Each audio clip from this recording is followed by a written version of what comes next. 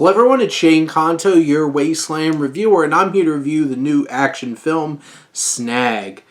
Also known as Snag Chapter 1, which it probably would have been better to know that going in. But we'll get to that in a second. This particular action film was about an Australian lone wolf's quiet existence is shattered when he learns that the woman he once loved and thought was dead is alive and held captive by ruthless gangsters. Now to take on this dangerous criminal organization, he must seek out allies and storm into a world of violence and rescue the love of his life in this gritty, modern-day violent fairy tale. And that's an interesting way of putting it, because this film, written and directed by Ben Milliken, also starring Milliken as Snag, our main character, does play out like a fairy tale narratively. Visually and style-wise, I think that's one of the most dynamic aspects of this. All the way from the opening credits, there's cool infusion music, mixing of like hip-hop and country music, these western riffs, and you have this cool stylized way of how this film is shot, and there's a lot of that. This is only an hour and 27 minutes, and it has so much in it though.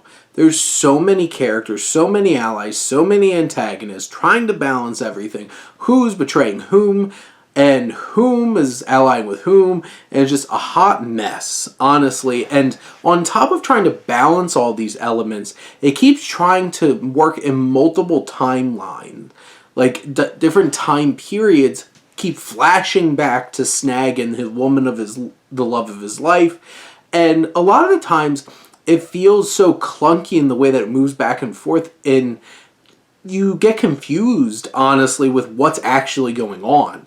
And there's just so many characters that none of these characters get enough time to really get fleshed out. Even Snag, our main character, is pretty standard of fare when it comes to leading man in an action movie. There's not that much to him. And Milliken's not exactly the strongest actor, not the most charismatic, and doesn't bring that much to the role that you don't see in a dime a dozen other action leads. Really, the cast, outside of two people, is just fine. And there's a lot of young actors in this film, but it's this leader of these gangsters, played by Anna Ortiz, and then you have somebody like David Zayas, who, both of them, give really strong veteran performances that really stick out in this film. And unfortunately stick out because then it doesn't make all the other younger actors in this film look particularly great.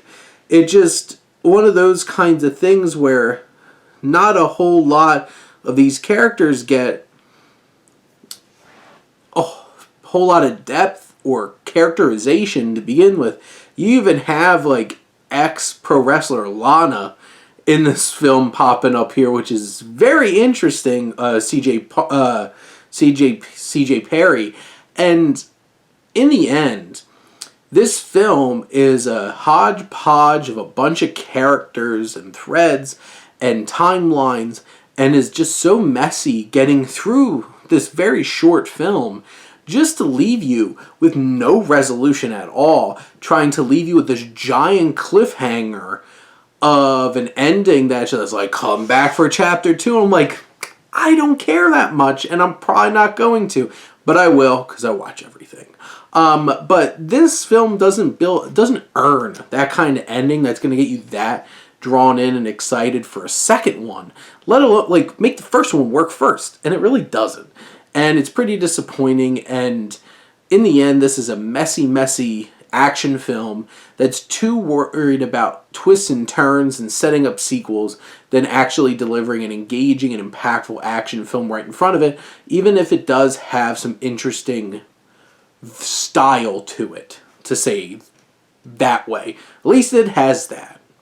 But those are my thoughts on Snag. Let me know what you think, and let's talk some movies. But thank you as always for tuning in and supporting your Wasteland reviewer.